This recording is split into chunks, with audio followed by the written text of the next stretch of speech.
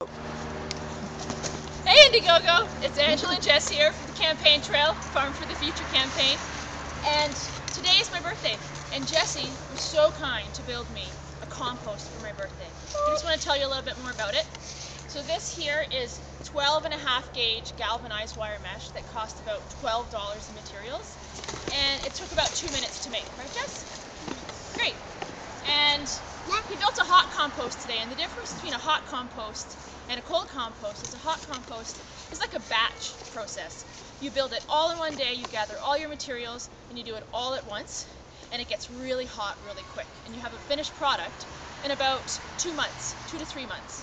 And a passive compost is when you are slowly adding your materials as they become available, and you have a finished product in about anywhere between 5 to 12 months. And Jesse here is going to tell you a little bit more about compost. So the key to making a really slick compost is diversity.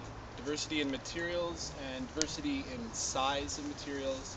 So this composting system works really well in the city because we have so much access to so many different materials by collecting the various waste streams that are available all around us.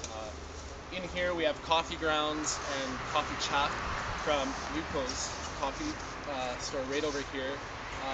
We have leaves, we have sawdust, wood chips, comfrey leaves for dynamic accumulation. We have vegetables and many different inoculates. We have soil from underneath the maple over there that brings in a fungal component that we want to proliferate in our compost.